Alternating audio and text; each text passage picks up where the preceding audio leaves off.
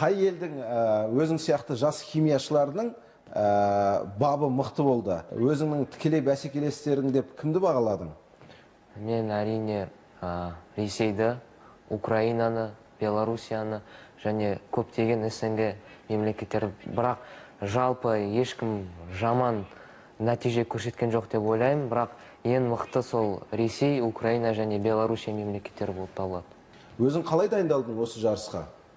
Өзім жаман дайындалдым деп айта алмаймын, бірақ енді күні-түні оқыдым, дайындалдым, бірақ шамалы қателер болып қалды, енді болашақта оны болдырмауға тырысамын. Әдетте химия мамандығын таңдағанда, мысалы, ата-анасы, бауыры, біреу жаңағы осы химия саласынан болып жатады. Өзің туған туысқандарың, әпкелерің, ағаларың, немесе ата-аналарың біреу осы саладан ба? Жоқ, ешкім жоқ. Мен өзім осы жол таңдадым. Жалпы қызығушылығың неге оянды осы химияға? Мен өзім 8 сыныпта болып жүрген кезде өзім қызығушылығым пайда болды. Сол химия пәніне қатысып жүрген кезде маған өте қатты ұнайтын, сол өзім пән мұғалімінің реакцияларды көрсеткенде өзіме ұнап қалды. Бұл балалардың білімдер тек теориялық тұрғыда ғана қалып қоя ма, әлде мына қолданбалы жағы қалай? Қолданбалы химия келешекте білімдерін нақты тәжірибелік тұрғыда жүзеге асыруға мүмкіндік бар ма? Оған біздің елде қаншалықты жағдай жасалған? Әрине, химия ол тек қана теория ғана емес, ол қазіргі технологияның барлығы химиямен тығыз байланысты. Сондықтан ол практикасыз химия жоқ. Сондықтан қай елде болмасын практика жағына да көп көңіл бөлінеді. Бізде енді бұл балалар мысалы теорияны өздері де оқи алады, ал енді қолмен жұмыс істей үйрену үшін оған лаборатория қажет. Біздің профессорлар, доценттер осы оқушыларменен жұмыс істейді. Жылына 2 рет, кейбірде 3 рет жиналады. Жаңа сіздер айттыңыздар, практикалық мәселесі туралы сөз қозғадыңыздар.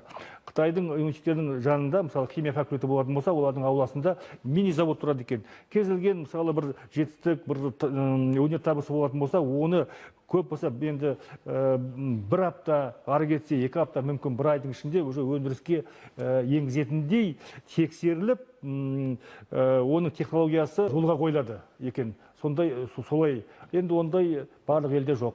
Енді Олимпиада тақырыбына қайта оралатын боламыз, сәл ауытқысақ деп отырмыз. Жуырда елбасы осы аптада өткен ассамблеяның кезекті сессиясында былай деген еді. Оқып кетсем, технологиялық тұрғыдан көш ілгері кеткен елдерде химия, математика, физика сияқты жаратылыстану ғылыми пәндері мектеп пен университеттерде көбіне ағылшын тілінде оқытылады. Бұл әмбебап педагогикалық тәсіл. Осылай дей келе президент бұл халықаралық тәжірибені енгізу мүмкіндігін қарастыруды білім ғылым министрлігіне тапсырып та қойды. Мемлекет басшысының осы бастамасына көзқарасыңызды білсек деп едік. Жалпы ағылшын тілінде осы пәндерді оқыту қаншалықты тиімді? Менің ойымша өте дұрыс. Біз қазір мына айттым, 15 жыл болды дербес елдің командасында қатысып жатырмыз. Сондықтан біз көріп жүрміз. Әрине қазақ тілін, кез келген қазақ тілін білу ол енді ол міндетті.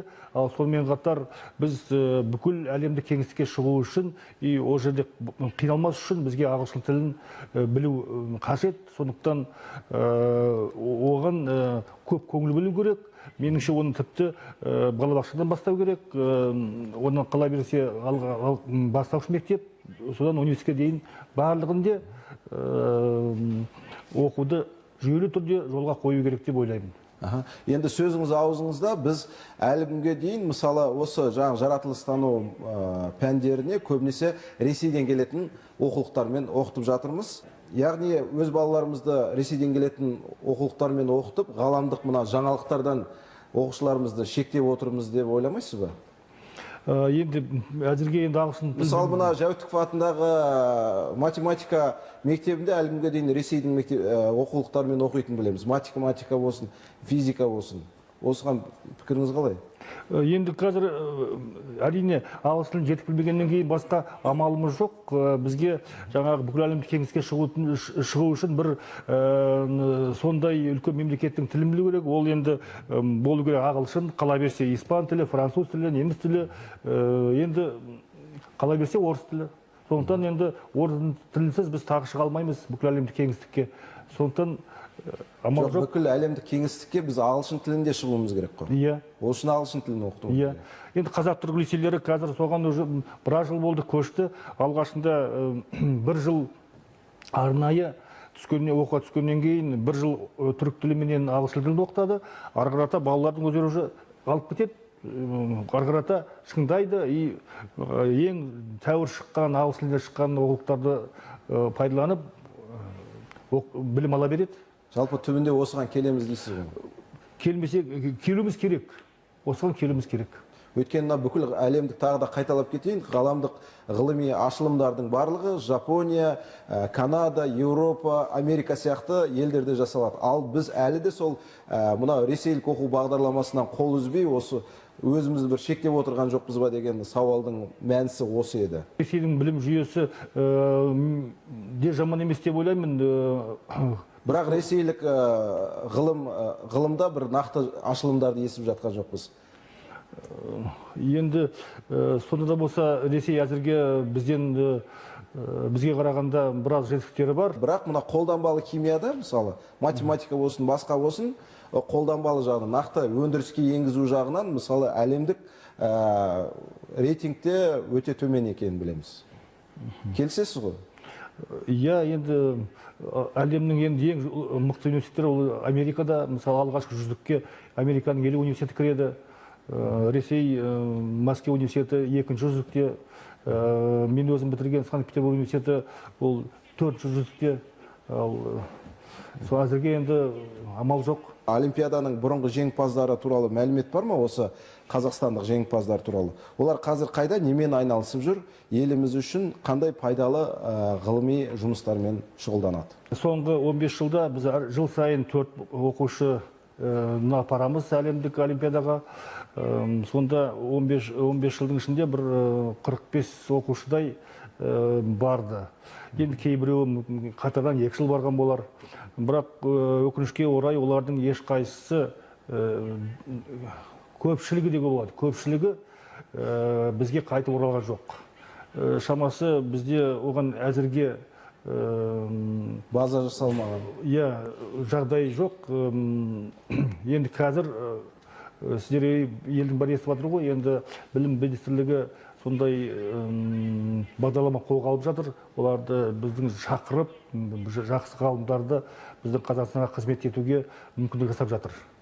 Енді болашақта түзелетін шығар деп ойлаймын. Мүмкін Қазақстанда дайындап жатқан кезде алдын ала бір келісім шартқа отыру керек шығар. Ертең оқуды бітіргеннен кейін Қазақстанға ораласың, мынандай жұмыспен айналысасың деген бір арнайы бағдарламада болу керек шығар.